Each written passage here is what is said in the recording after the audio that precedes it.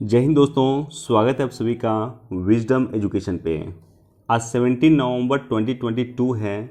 दैनिक जागरण के राष्ट्रीय संस्करण का कंप्लीट न्यूज एनालिसिस करेंगे, जो यूपीएससी, किसी भी स्टेट पीसीएस या किसी भी वनडे एग्जाम के प्रीलिम्स, मेंस और इंटरव्यू तीनों ही पर्सपेक्टिव से इम्पॉर्टेंट होगा। आगे बढ़ने से पहले हमारे चैनल पर नए हैं तो सब्सक्राइब कर दें, अपने दोस्तों के साथ, कलीग के साथ इसे शेयर कर दें। कोई क्वेश्चन पूछना चाहते हैं, कुछ सुझाव देना चाहते हैं, कमेंट सेक्शन में दे सकते हैं और वीडियो को निश्चित तौर पर लाइक कर दें।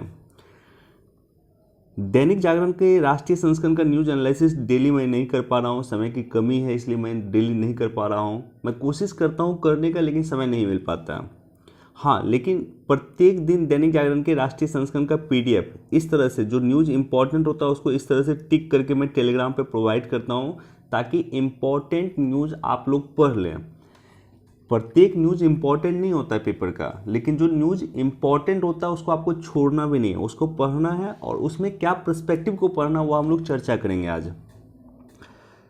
फर्स्ट पेज पे जो न्यूज़ आप देखेंगे, ये न्यूज़ एग्जाम पर्सपेक्टिव से सबसे अधिक इम्पॉर्टेंट है। आप अगर 2022 में या 23 में एग्जाम देने वाले हैं तो G20 सबसे अधिक इम्पॉर्टेंट है।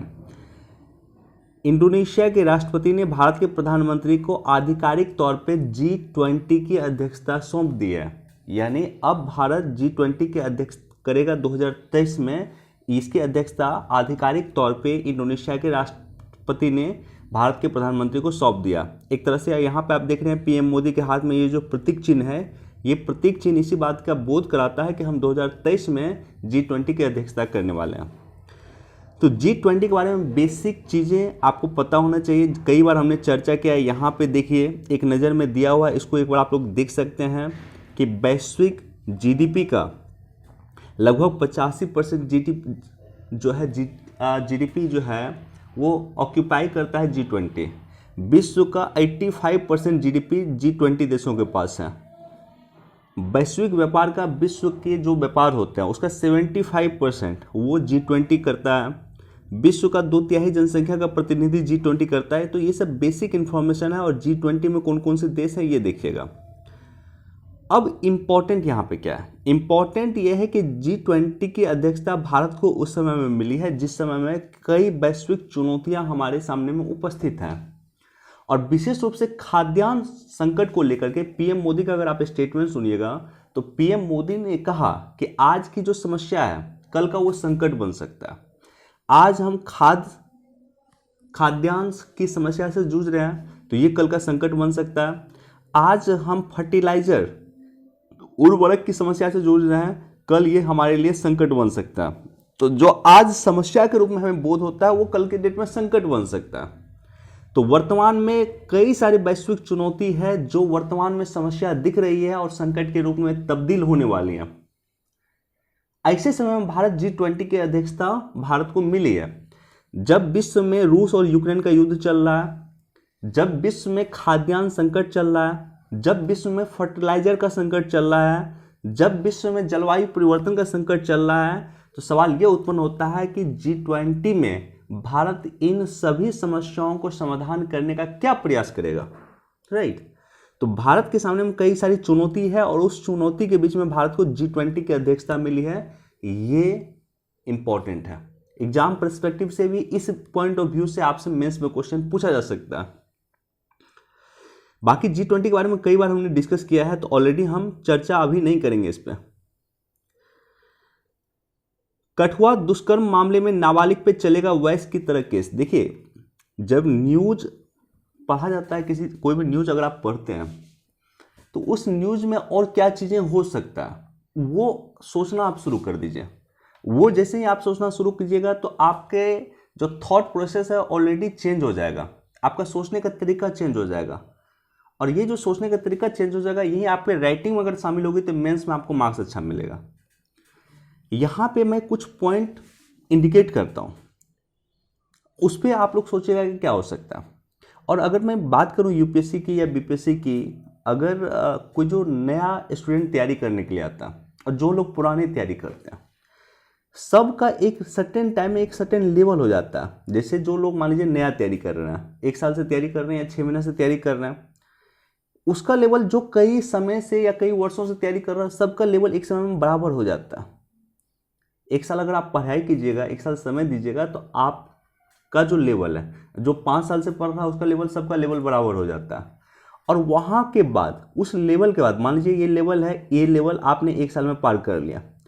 इस लेवल के बाद इंपॉर्टेंट ये होता है कि आप उसमें क्या एक्सेल करेंगे या क्या अपनी तरफ से जोड़ेंगे, आपका क्या ओवरव्यू होगा, वो इंपॉर्टेंट होता है। मतलब एक सर्टेन लेवल के बाद, एक सर्टेन टाइम के बाद, एक सर्टेन लेवल के बाद आपके लिए इंपॉर्टेंट होता है कि उसमें क्या आप ऐड करेंगे, आपका ओवरव्यू अधिक इंपॉर्टेंट होता है। अब लौटते हैं हम लोग इस न्यूज़ पे। सबसे पहले हम लोग बात करते हैं पॉस्को की। पॉस्को एक्ट आया था 2012 में, निर्भया कांड हुआ था, बहुत ही घिनौना कांड था एक तरह से, और बहुत चर्चित कांड था निर्भया घटना, आज तक हम लोग के जहन में वो चीज़ें। तो निर्भया घटना हुआ था 2012 में, और निर्भया घटना के बाद जस्टिस जीएस वर्मा समिति बनी थी, और जस्टिस जीएस वर्मा समिति के रिकमेंडेशन पे पॉस्को एक्ट आया था। पॉस्को का पूरा फुल फॉर्म है protection of child from sexual offence 2012, ठीक है। पॉस्को यौन अपराध से बच्चों का संरक्षण करने वाली संबंधी अधिनियम का संक्षिप्त नाम है। यानी जो कोई बच्चा है, मान लीजिए जो 18 वर्ष से कम है, वो बच्चा, उसके साथ किसी तरह का सेक्सुअल ऑफेंस होता है, कोई बलात्कार की घटनाएं होती है या कुछ भी होती है, तो जो एक्यूज्ड है उस पर पॉस्को लग जाएगा। पॉस्को अधिनियम 2012 को बच्चों के हित और सुरक्षा का ध्यान रखते हुए बच्चों के यौन अपराध, यौन उत्पीड़न, पोर्नोग्राफी से संरक्षण प्रदान करने के लिए लागू किया गया है। इस अधिनियम में बालक को 18 वर्ष से कम आयु के व्यक्ति के रूप में परिभाषित किया गया है, और ये बच्चे का शारीरिक, भावात्मक, बौद्धिक और सामाजिक विकास सुनिश्चित करने के लिए हर चरण को ज़्यादा महत्व देते हुए बच्चों के श्रेष्ठ हितों को कल्याण का सम्मान करता है। इस अधिनियम में लैंगिक भेदभाव नहीं है, यानी बच्चा कोई भी हो, चाहे वो महिला हो, पुरुष हो, ठीक है, बच्चा हो या बच्ची हो, सबके लिए समान रूप से लागू होगा। अब देखिए इंपॉर्टेंट चीज जो मैंने चर्चा किया, पॉस्को उन पे लागू होता है जो जिनके साथ किसी तरह का सेक्सुअल ऑफेंस हुआ है और वो उसका एज 18 वर्ष से कम है। ये जो जम्मू कश्मीर में कठुआ कांड हुआ था, उस पर 8 वर्ष की बच्ची थी, 8 वर्ष की बच्ची इन्वॉल्व थी, जिसका बलात्कार हुआ था। उसके बाद जघन्य अपराध, जघन्य हिंसा करके या उसकी हत्या कर दी गई थी बेसिकली।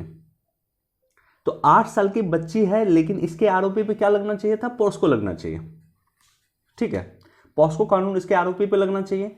लेकिन सोचिए आरोपी भी अगर नाबालिग है, यानी एक तरफ से ये बच्ची है जो 8 वर्ष की है, जिनका रेप हुआ है, उसके बाद उनको हत्या कर दी गई है, लेकिन जो आरोपी है जिसने इसके साथ इस तरह की घटना किया वो भी नाबालिग है, यानी वो भी 18 वर्ष से कम आयु का था। ऐसे कंडीशन में क्या उस पर पॉस्को लगेगा?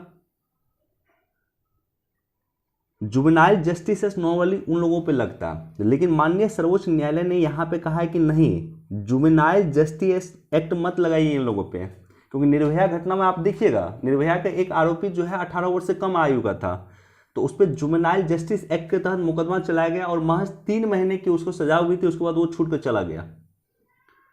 तो इसी तरह का कुछ यहां भी हो सकता है, इसलिए माननीय सर्वोच्च न्यायालय ने कहा है कि नहीं, जो जघन्य अपराध किया उन्होंने 8 वर्ष की बच्ची के साथ, उस पर आप वयस्क की तरह केस चलाइए, भले ही उसका एज कुछ भी हो, लेकिन उस पर वयस्क की तरह केस चलाइए।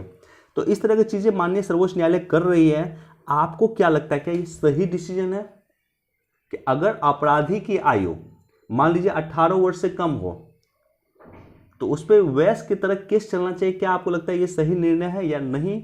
हमें कमेंट सेक्शन में आप लोग जरूर लिखिएगा।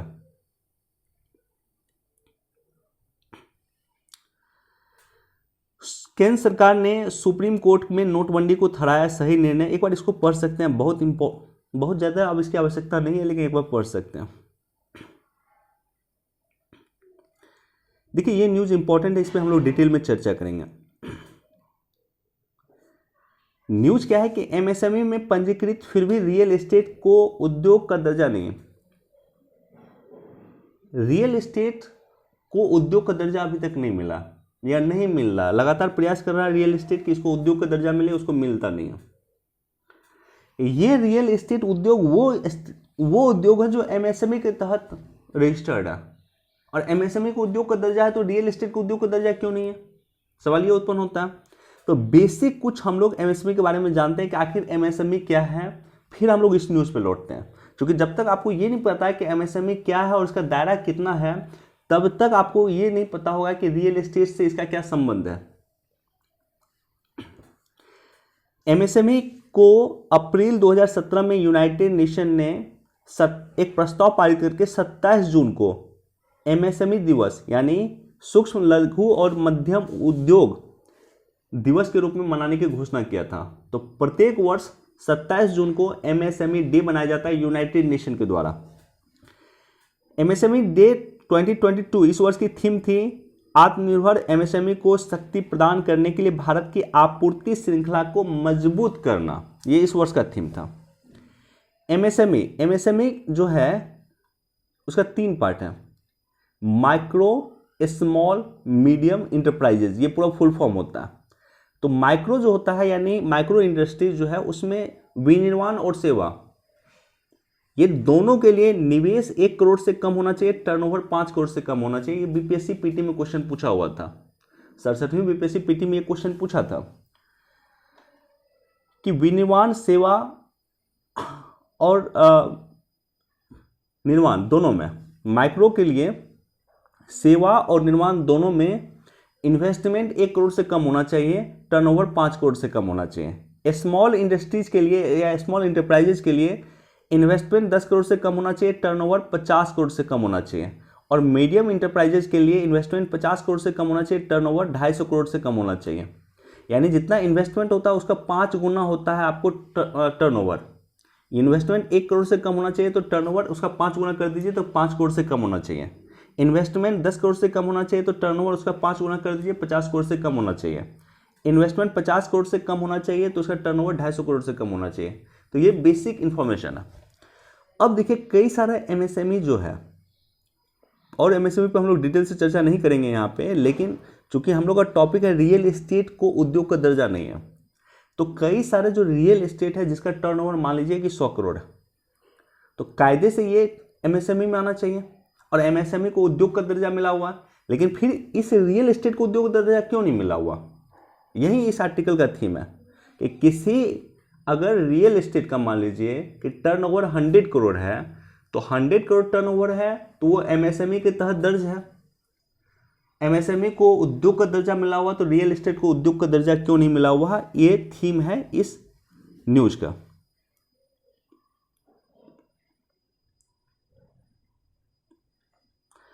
पराली का धुआं करेगा परेशान, अगले 3 दिन बढ़ेगा प्रदूषण। ये दिल्ली को लेकर के है। एक बार दिल्ली एयर पोल्यूशन को लेकर के आपके पास कॉन्क्रीट जानकारी होना चाहिए, मेंस पर्सपेक्टिव से इंपॉर्टेंट है। एयर पोल्यूशन पे समय नहीं मिला है, लेकिन जैसे ही समय मिलेगा एक सेपरेट वीडियो मैं बना दूंगा।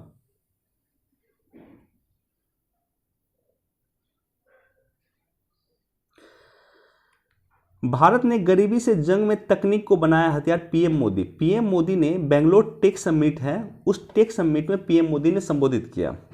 ये रिकॉर्डेड वीडियो था, चूंकि पीएम मोदी वर्तमान में जो थे वो बाली में थे, तो रिकॉर्डेड वीडियो चलाया गया पीएम मोदी का। बहरहाल पीएम मोदी ने अपने संबोधन में कुछ इंपॉर्टेंट बातें कही हैं, और इंपॉर्टेंट बात ये कही है कि किस तरह से भारत को गरीबी के जंग में आगे बढ़ाया जा रहा है, या गरीबी की जंग में हम तकनीक के माध्यम से जीत पा रहे हैं।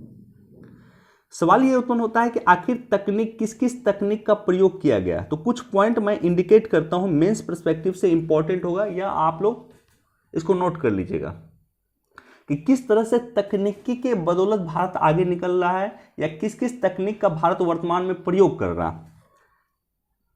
भारत की अर्थव्यवस्था को तकनीक किस तरह से मजबूत कर रही है। तो ये सारे संदर्भों को लेकर के यहाँ पे चर्चा किया गया पीएम मोदी के द्वारा।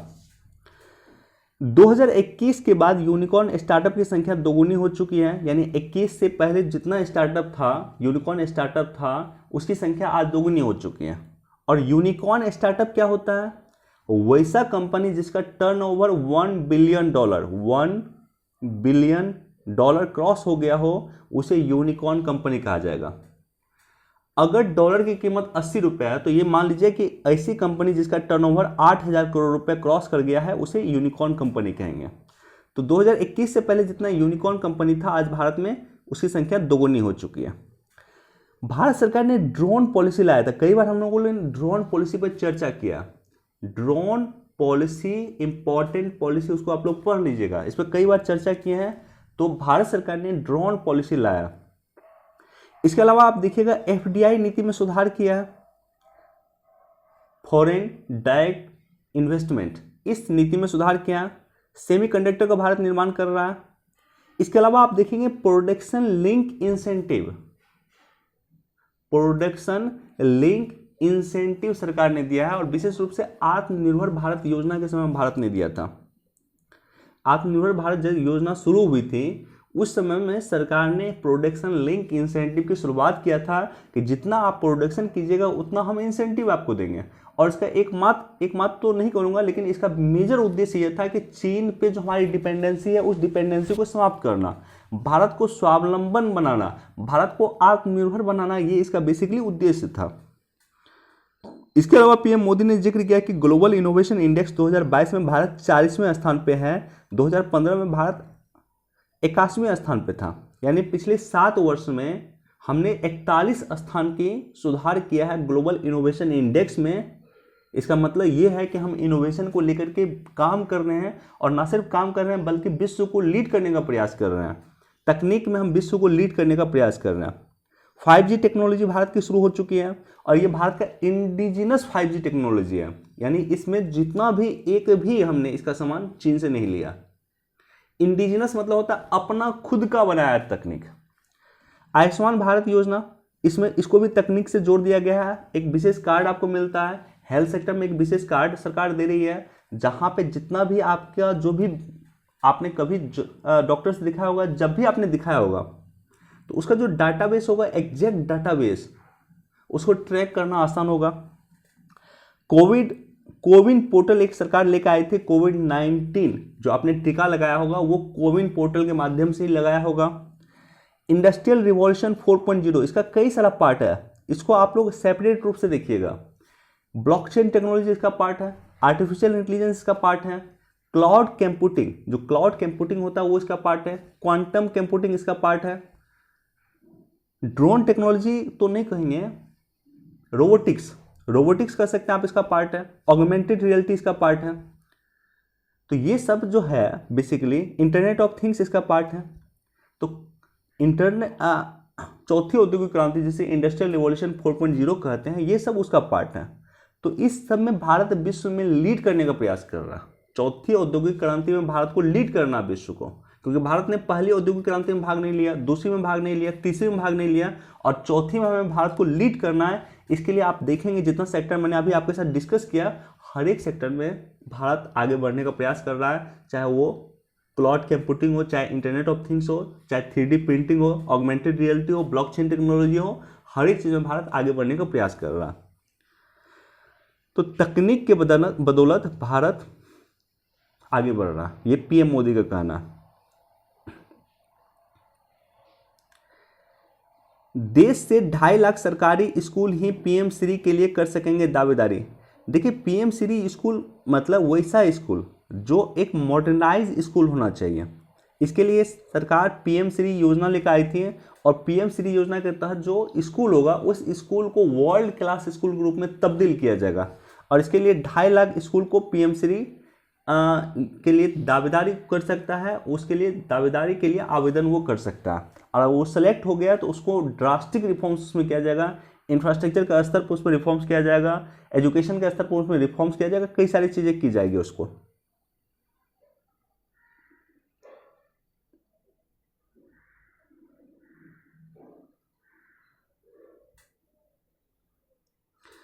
युवा सहभागिता से आर्थिक रूप से सक्षम होगी पंचायतें, एक बार इसको भी पढ़ सकते हैं। देखिए, ये सब केस स्टडी के रूप में आप लोग देख सकते हैं। यानी क्या इसको हम लोग मेंस के आंसर राइटिंग में शामिल कर सकते हैं, या ब्लॉक को अगर हम मान लीजिए डेवलप करना है, या हमें पंचायत को डेवलप करना, उस पंचायत को डेवलप करने के लिए हम क्या प्रयास उठाएंगे। मान लीजिए अगर आपको जिम्मेदारी दिया जाए, या बीपीआरओ आप हैं, ब्लॉक पंचायती राज ऑफिसर हैं, डीपीआरओ हैं, डिस्ट्रिक्ट पंचायती राज ऑफिसर है, या जिलाधिकारी आप बनते हैं, डीएम बनते हैं, आपको अपने पंचायत को डेवलप करना, क्या 5 स्टेप आप उठाएंगे अपने पंचायत को डेवलप करने के लिए। तो ये सब चीज़ से आपको एक ओवरव्यू मिलेगा, कि क्या क्या स्टेप हम उठा सकते हैं अपने पंचायत को डेवलप करने के लिए। तो इस पर्सपेक्टिव में ये सब न्यूज़ को आप लोग पढ़िए।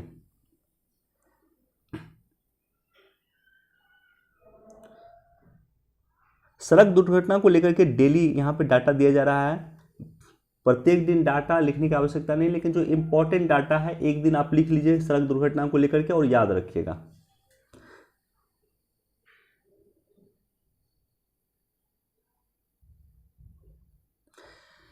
विधि आयोग के अध्यक्ष की नियुक्ति के से समान नागरिक संहिता को मिल सकता है रफ्तार। देखिए 22वें विधि आयोग के अध्यक्ष और सदस्यों की नियुक्ति होगा और विधि आयोग के पास वर्तमान में समान नागरिक संहिता का मुद्दा चल रहा, तो उनके अध्यक्ष और सदस्यों की नियुक्ति होगा तभी जाकर के वो इस मुद्दा को पूरी तरह से देख सकते हैं।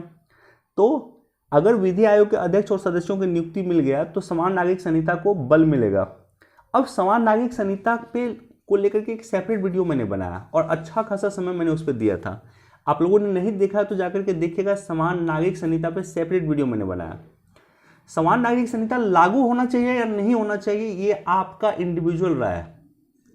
आपके पास फैक्ट होना चाहिए, समान नागरिक संहिता क्या है उसके बारे में पता होना चाहिए, समान नागरिक संहिता क्यों जरूरी है उसके बारे में पता होना चाहिए, समान नागरिक संहिता क्यों लागू नहीं किया जाना चाहिए इसके बारे में पता होना चाहिए, और उसके बाद आपका अपना ओपिनियन होना चाहिए कि समान नागरिक संहिता यूनिफॉर्म सिविल कोड लागू होना चाहिए या नहीं होना चाहिए। इस पर आपकी अपनी राय होना चाहिए। अच्छा, जो भी आप राय बनाइए उसको प्रूफ कर दीजिए। यूपीएससी या स्टेट पीसीएस में एक इंपॉर्टेंट पहलू ये होता है कि जो आपका राय है, हमको आपके राय से कोई मतलब नहीं है, या वहाँ पे जो एग्जामिनर होगा उसको आपके राय से कोई फर्क नहीं पड़ता। इंपॉर्टेंट ये होता है कि उस राय को आप क्या प्रूफ कर पाते हैं कि नहीं, क्या जो आपने राय रखा क्या वो लॉजिकल राय है कि नहीं, क्या वो किसी डाटा के साथ राय है कि नहीं। तो आप जो भी अपना कंक्लूजन ड्रॉ करते हैं उस कंक्लूजन पे आपके पास स्ट्रॉन्ग पॉइंट होना चाहिए उसको प्रूव करने का। इस पे हम लोग चर्चा करेंगे एडिटोरियल सेक्शन में। क्रिप्टो और ड्रोन करेंसी के माध्यम से ड्रोन और क्रिप्टो करेंसी के माध्यम से आतंकी फंड की डिलीवरी बड़ी चुनौती, इस पे एक छोटा सा एडिटोरियल दिया हुआ जिस पे हम लोग चर्चा करेंगे। हाँ, यही वो एडिटोरियल है। देखिए, टेरर फंडिंग अभी सबसे इंपॉर्टेंट मुद्दा बना हुआ, और टेरर फंडिंग इतना इंपॉर्टेंट मुद्दा बना हुआ है कि आप समझ लीजिए कि भारत में पिछले महीने में 2 मीटिंग हुआ है टेरर फंडिंग को लेकर के। 2 सम्मेलन, अंतर्राष्ट्रीय स्तर का 2 सम्मेलन भारत में हुआ और तीसरा सम्मेलन कल से होने वाला है। एक सम्मेलन हुआ था, आप सभी को याद होगा, इंटरपोल की 90th समिट हुआ था या सम्मेलन हुआ था। 90 नंबर की जो सम्मेलन हुआ वो इंटरपोल की 90वीं सम्मेलन दिल्ली में हुआ था। इंटरपोल की समिट हुआ था, 90th समिट हुआ था दिल्ली में, ये पिछले महीने हुआ। इसके अलावा मुंबई में सुरक्षा परिषद की आतंकवाद को लेकर के विशेष चर्चा हुई। और तीसरा समिट अभी हो रहा है जो कल से शुरू है, 18 और 19 नवंबर को होगा दिल्ली में। नो मनी फॉर टेरर ये समिट हो रहा है दिल्ली में, जिसमें 70 देश के प्रतिनिधि भाग लेंगे। तो ये 3 इंपॉर्टेंट समिट टेरर फंडिंग को लेकर के दिल्ली में हो रहा है या हमारे देश में हुआ पिछले 1 महीने में। सवाल ये उत्पन्न होता है कि आखिर टेरर फंडिंग वर्तमान में क्यों इतना इंपॉर्टेंट है।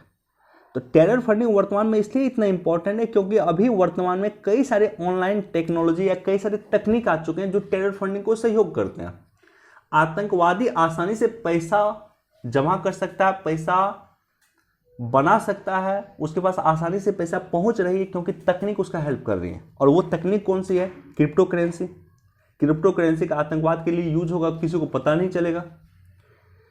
क्राउड फंडिंग के माध्यम से भी आतंकवादी फंडिंग होता है, डार्क वेब के माध्यम से भी आतंकवादी फंडिंग होता है। तो कई सारी नई तकनीक के माध्यम से आतंकवादी फंडिंग को बढ़ावा मिल रहा है। और जैसे ही आतंकवादी फंडिंग को बढ़ावा मिल रहा है, आतंकवाद का खतरा मंडराने वाला, आतंकवादी घटनाएं हो सकती है। इसलिए इस तरह का समिट आयोजित करके यह प्रयास किया जा रहा है कि आतंकवादी घटना को किस तरह से रोका जाए।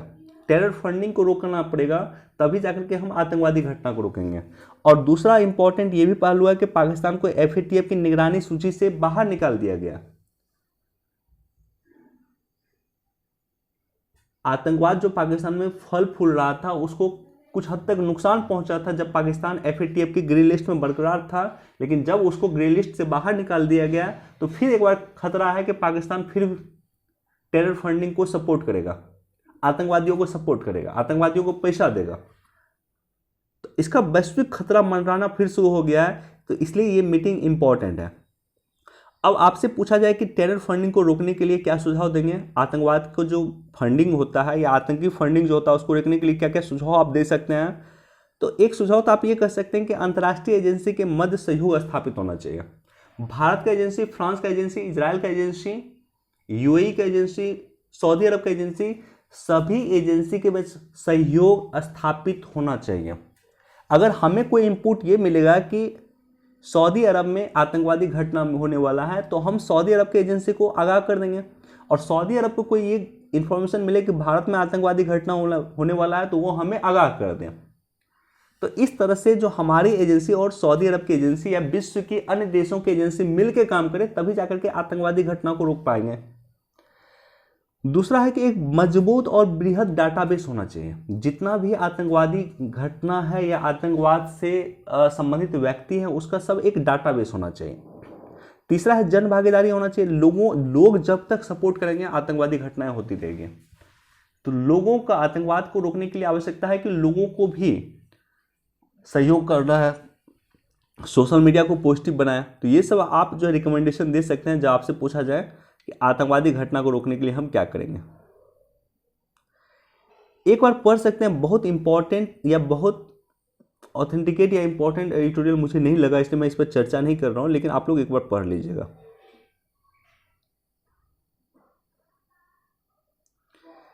GM सरसों की उपयोगिता, ये इंपॉर्टेंट है। देखिए GM सरसों, सबसे पहले हम लोग बात करते हैं कि आखिर GM सरसों को क्यों अनुमति दिया गया। और यह अनुमति बेसिकली दिया गया है आनुवांशिक इंजीनियरिंग मूल्यांकन समिति GEAC, जो GM फसल होता है उसको अनुमति देने का काम करता है GEAC, genetic engineering appraisal committee. इसका अंग्रेजी में पूरा फुल फॉर्म है genetic engineering appraisal committee, Hindi में कहते हैं आनुवांशिक इंजीनियरिंग मूल्यांकन समिति। ये बेसिकली केंद्रीय पर्यावरण, वन, जलवायु परिवर्तन मंत्रालय के अधीन काम करता है। तो जेनेटिक मॉडिफाइड GM फसल मतलब होता है जेनेटिक मॉडिफाइड फसल। अभी तक भारत में सिर्फ कपास को दिया गया है GM फसल की अनुमति। GM कॉटन हमारे यहाँ होता है, उसके अलावा कोई GM नहीं है। तो पहली बार किसी GM फसल को अनुमति दिया गया, तो सरसों को ही क्यों दिया गया? ये वाजिब सवाल उत्पन्न होता है कि सरसों से पहले हमने किसी फसल को अनुमति नहीं दिया, सिर्फ कपास को दिया। तो कपास हम खाते थोड़ी हैं भाई, कपास को तो मान लीजिए कपड़ा वगैरह बनता है। तो खाने वाले पदार्थ में पहली बार सरसों को ही क्यों अनुमति दिया गया? तो उसका रीजन है 3-4 रीजन मैं आपके साथ चर्चा करता हूँ। एक रीजन है कि सरसों में जिस तरह से महंगाई बढ़ रही है, खाने के तेल का कीमत जिस तरह से बढ़ रहा है, तो महंगाई सरसों यानी खाने वाले तेल का दाम किस तरह से बढ़ रहा है हम लोग देख रहे हैं। दूसरा यह है कि कोई भी खाने वाला सामान जो हम विदेश से आयात करते हैं, बहुत सारा सामान हम खाने वाला सामान भी विदेश से आयात करते हैं, उसमें सबसे अधिक जो हमारा पैसा खर्चा होता है, सबसे अधिक जो हमारा फॉरेक्स रिजर्व खर्च होता है, वो सरसों तेल पे होता है, खाने वाले तेल पे होता है।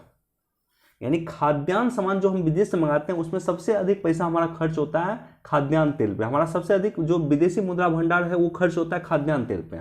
तो हमें विदेशी मुद्रा भंडार को भी संभाल के रखना है। और तीसरा, हमें विश्व के कई देशों में अभी खाद्यान्न संकट चल रहा है, उसको निर्यात हमें भी करना है तेल को। ये तीनों ही पर्सपेक्टिव को ध्यान में रखते हुए GM फसल को अनुमति दिया गया। अब ये जो GM फसल है इसका नाम है DMH11, DMH11, ये याद रखिएगा। बाकी इसको पढ़ लीजिएगा, बहुत इंपॉर्टेंट जो देखिए GM फसल को अनुमति क्यों दिया गया ये अधिक इंपॉर्टेंट है। GM फसल क्या होता है इसको तो बेसिक इंफॉर्मेशन आप लोग जानते होंगे, लेकिन क्यों चर्चा है इसका वो इंपॉर्टेंट है। गूगल की मनमानी पर लगेगी लगाम। देखिए गूगल में क्या कर रहा है कि जैसे GPS आप ऑन कीजिएगा तो आपका लोकेशन गूगल के पास जाएगा, लेकिन GPS ऑफ कर लीजिएगा तो भी लोकेशन आपका ट्रेस कर रहा है गूगल।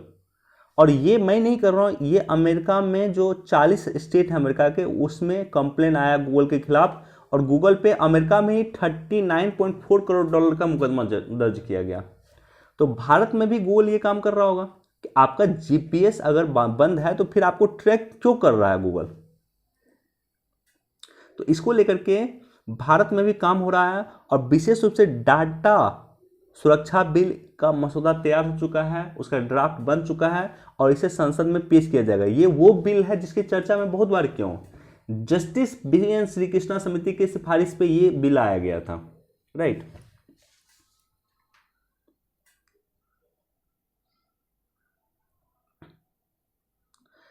अगर आप यूपी के हैं तो इसको देख लीजिएगा।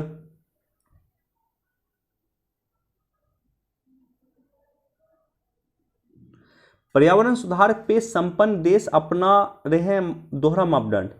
देखिए, जो बहुत कुछ देखने को हम लोगों को नहीं मिला, जिस तरह से हम लोग एक्सपेक्ट कर रहे थे COP27 जो पृथ्वी को बचाने का आखिरी मौका हमारे पास था, इसमें कुछ बेहतर सुधार देखने को नहीं मिला, चीज़ें वहीं की वहीं थी। तो इसमें एक ड्रास्टिक रिफॉर्म्स की आवश्यकता है, हमें पृथ्वी को बचाने के लिए एक ड्रास्टिक रिफॉर्म्स की आवश्यकता है, लेकिन इसमें कुछ विशेष नहीं किया गया। बहरहाल मैं इस पर सेपरेट वीडियो बना करके चर्चा कर दूंगा, इसलिए मैं इस पर डिस्कस नहीं कर रहा हूँ। जलवायु परिवर्तन पर मैंने सेपरेट वीडियो बनाया, वहाँ पे मैंने डिटेल से डिस्कस किया है, आप लोग देख सकते हैं। पीएम मोदी ने भेंट किया जो ब्रिटिश के जो पीएम है वर्तमान में, ऋषि सुनक, जो भारतीय मूल के हैं, भारतीय मूल के ब्रिटिश प्रधानमंत्री ऋषि सुनक से पीएम मोदी ने भेंट किया। अब भेंट किया तो निश्चित तौर पे जो डैमेज कंट्रोल है उसको बांटने का प्रयास किया। डैमेज कंट्रोल क्या हुआ था कि विदेश जो ब्रिटेन के एक मंत्री थे, आई थिंक वहाँ के होम मिनिस्टर, गृह मंत्री थी, उन्होंने एक स्टेटमेंट भारतीयों के खिलाफ दे दिया। तो वो जो डैमेज कंट्रोल हुआ था, उस डैमेज कंट्रोल को पाटने का प्रयास ऋषि सुनक ने किया। और पाटने का क्या प्रयास किया, उन्होंने पीएम मोदी से मिलने के कुछ घंटे के बाद ये अनाउंस कर दिया कि 3000 डिग्री धारक जो 18 से 30 वर्ष के होंगे इंडिया के, उसको ब्रिटेन में वीजा दिया जाएगा, वो वहां पे आकर के जॉब कर सकते हैं। बाकी इंडिया ब्रिटेन रिलेशन आपके एग्जाम पर्सपेक्टिव से काफी इंपॉर्टेंट है। मिसाइल हमले में पोलैंड और नाटो की रूस को क्लीन चिट। देखिए, पोलैंड में एक मिसाइल हमला हुआ, अब वो हमला रूस से किया गया या वो हमला गलती से फायर कर दिया गया या वो हमला यूक्रेन से कर दिया गया, ये किसी को कोई इंफॉर्मेशन नहीं है। लेकिन इंपॉर्टेंट ये है कि पोलैंड नाटो का पार्ट, और नाटो की आर्टिकल 5 कहता है कि नाटो के एक देश पे हमला मतलब संपूर्ण नाटो पे हमला। यानी पोलैंड पे अगर हमला होता है तो ना सिर्फ ये पोलैंड पे हमला माना जाएगा, बल्कि सभी नाटो देश पे हमला माना जाएगा, जिसमें फ्रांस भी आता है, जिसमें जर्मनी भी आता है, जिसमें अमेरिका भी आता है। यानी सिर्फ पोलैंड पे हमला नहीं होगा, वो अगर पोलैंड पे कल के डेट में हमला होता तो वो पूरे नाटो देश पे हमला माना जाएगा, वो अमेरिका पे भी हमला माना जाएगा। इसलिए अमेरिका भी रिटेलिएट करेंगे, सभी नाटो देश के मिलकर रिटेलिएट करेंगे, ये नाटो की आर्टिकल 5 कहती है। तो रूस जो है, रूस को क्लीन चिट दे दिया गया है। इसका मतलब यह है कि रूस ने उस पर हमला नहीं किया। अगर ये पता चल जाता है कि रूस ने हमला किया है पोलैंड पे और नाटो का आर्टिकल 5 एक्टिवेट हो जाता तो वर्ल्ड वॉर 3 हो जाता, क्योंकि अमेरिका युद्ध में प्रत्यक्ष तौर पे शामिल हो जाता, फ्रांस, ब्रिटेन, जर्मनी सब प्रत्यक्ष तौर पे युद्ध में शामिल हो जाता।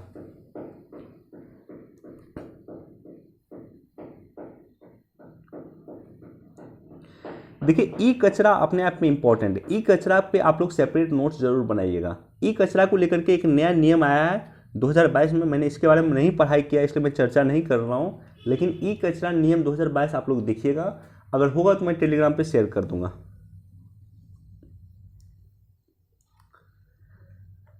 रीता फारिया बनी भारत एवं एशिया की पहली विश्व सुंदरी बनी थी आज ही के दिन। और एक क्वेश्चन बीपीएससी में मुझे याद है एक बार पूछा था, स्टेट पीसीएस में पूछा था कि सुएज नहर का उद्घाटन कब हुआ था, तो 1869 में, 1869 में 1869 में सुएज नहर को खोला गया था। और इसके खोलने से भारत और यूरोप और एशिया की डिस्टेंस में 6000 किलोमीटर की कमी आई थी। अब सोचिए, एक कैनाल बनने से, एक नहर बनने से, लगभग 130-40 किलोमीटर का नहर है, उसको बनने से एशिया और यूरोप का व्यापार काफी हद तक बढ़ गया। क्योंकि 6000 किलोमीटर का डिस्टेंस में कमी आ गया। चलिए दोस्तों, इतना ही इंपॉर्टेंट न्यूज़ था। वीडियो देखने के लिए आप सभी का धन्यवाद। Thank you so much.